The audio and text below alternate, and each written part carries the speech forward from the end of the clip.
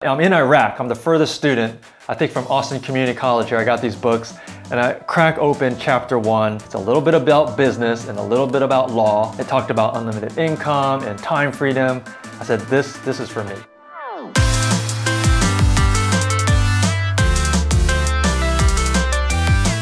Hey guys, Happy New Year. Welcome to 2020 and welcome to my channel. My name is Edward and this is actually part 2 of me trying to combine my passion for real estate and my secret love for videos by putting together a YouTube channel.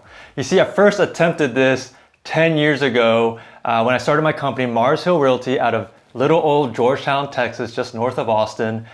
Check out some of that old footage. Man, did I look young.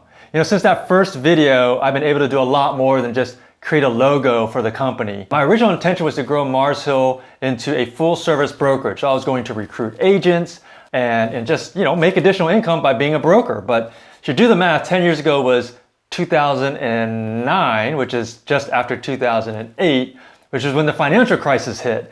And so it wasn't a great time to be recruiting for agents when they were dropping out of the industry left and right. So instead, you know, God knew better, and I ended up kind of falling into property management. You know, since then, since 10 years ago, I went from just starting a logo to now we have over 20 team members on the Mars Hill team, and we're spread out over 5 different states and 3 different countries. So quite a bit has happened. So in this video, I thought it'd be really neat to give you a brief background of how I got into real estate, and then I'm going to give you some, or introduce you some topics that you'll see on this channel. Let's start back in my college days, University of Rochester. I went there, I had an ROTC scholarship. For me, life after college was, I'm going into the military. It was pretty much spelled out. You know, I went in pre-med and I didn't like pre-med. I wasn't cut out for it.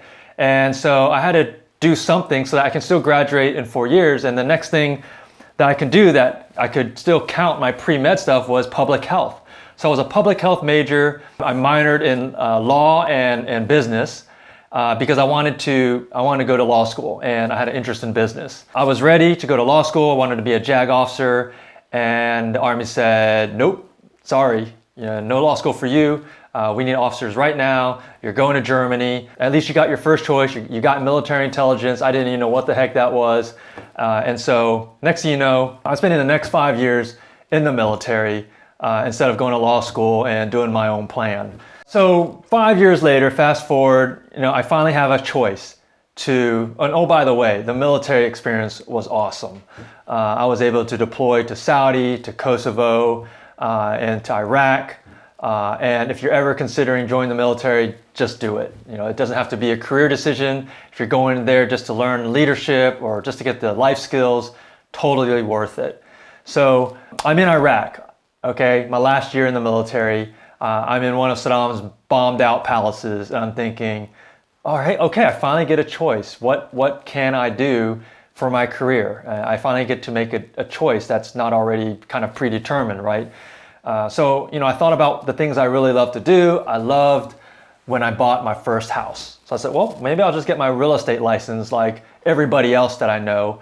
And worst case, if I don't become a real estate professional, at least I'll have a license that I can use for my own investments. So I got the books, and I'm in Iraq. I'm the furthest student, I think, from Austin Community College here. I got these books, and I crack open chapter 1, and there in chapter 1, it talks about, it's a little bit about business and a little bit about law, the 2 areas of study that I really enjoyed in school. And it had talked about unlimited income and time freedom. I said, this is for me. I just knew at that point that the real estate career was for me. So I got out of the Army October 2003, and October 31st on Halloween, and I traded in my monkey suit, my BDUs for my real estate suit, and just jumped right into real estate. Let me tell you, that first year was extremely hard. That was a year, you know, I had, me and my wife had our first child. You know, we had this new house, and you know, if you've been in business or a first year real estate agent, you know how it was, you know. So I was working 80 plus hours a week. I was selling air purifiers on the side, and anytime there was a free real estate event at a model home, I'd be there with my wife and my kids in tow, or my kid in tow, and you know, we'd be on every type of acronym you can think of, CHIPS, WIC, any type of government assistance, but we made it that first year. By God's grace, we made it. After the next 5 or 6 years, my real estate career really just became more stable, and it was great. Now, around that time, this 2008 period, as I'm doing listing presentations, some of my clients, they really couldn't sell their house because they either couldn't afford to, they were upside down, or they wanted to keep it. And so in addition to my own long-term rentals that I'd accumulate over time, my clients would be like, hey, I don't want to sell. What are my options? Or I can't sell. And I'd tell them about renting it out. And they'd be like, oh, great. Who do you know that can manage it? And I said, well, I can try it. And so before you knew it, I was managing 10, 20, maybe 30 properties. And I was actually enjoying it. I don't know a lot of people growing up saying I want to be a property manager. I love kicking out people, grown adults out of homes and chasing them in the middle of the night for rent money. Not many people like that, but I just kind of fell into it, and I enjoyed what the property management was about, property management business. And so I said, I have to make a choice. I can either continue to focus on buying and selling, or I can go after property management. So I knew my brother Edwin in California was not really liking his job. I called him up. Hey Edwin, how would you like to come down? I'll train you up on what I know, and I'll sell you the business on the buying and selling side. So that's what we did. I sold Edwin the buying and selling stuff, and I focused on property management. And that went great. And then I got the call to move to Virginia. Old pastor friend said, hey, I want to start a church. And I told him I'd help him out. So that was kind of the catalyst to bring us to Virginia. We thought we'd help start a church. Instead, we ended up starting a family farm because the church thing didn't quite work out. And so I've been in Virginia, the Virginia, Maryland, DC area for the past, I'd say about 6 to 7 years.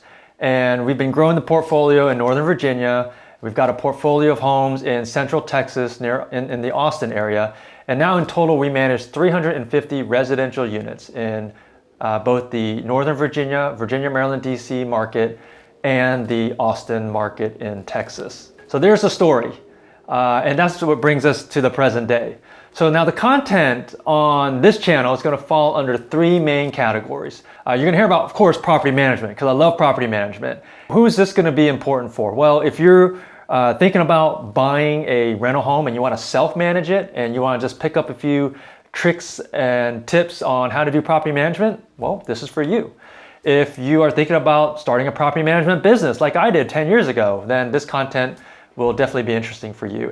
Or if you are a property manager now and you just want to learn and kind of tease me in the comments, go for it. So what we're going to be doing to be learning about property management is we're going to be interviewing other property managers of various sizes, see what types of challenges they're facing at their particular size level and how they overcome it. We're going to be creating a vlog. Every week we're going to have fresh content. So not only can you see how I run a property management business, but also how we're going to take this 350 unit company and triple it to 1,000. That's our goal in the next 10 years. So you're going to be able to see and follow along as we do that. The second topic besides property management is just general real estate investing. I love real estate, so I'll be sharing with you my personal experience in real estate investing, whether it's long-term rentals or short-term vacation rentals, which I just started that, and even flipping properties, which I'm in the middle of doing one of those homes in Maryland. So I'd love to take you along in the journey so you can see the successes and failures of flipping a home. Okay, so that's property management, real estate investing, and lastly is miscellaneous.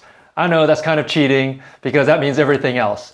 But really the miscellaneous category is going to be driven a lot by your comments, because I'm really hoping that you'll just kind of participate in this journey and comment in the section below. Let us know what you're interested in. What do you want us to talk about? And we'll do our best to cover that in future videos. So be nice. So there you have it. There's my story, and those are the topics. And we're going to bring out fresh content every week, at least once or twice, maybe 3 times a week. Please do me a favor, help me share this channel with your friends.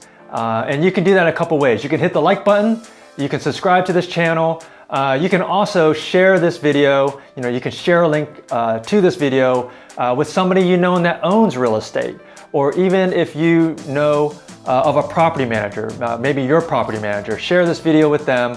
And I'd love to be grilled by my property management peers when they see this video. So until the next video, this is your favorite homeboy signing out.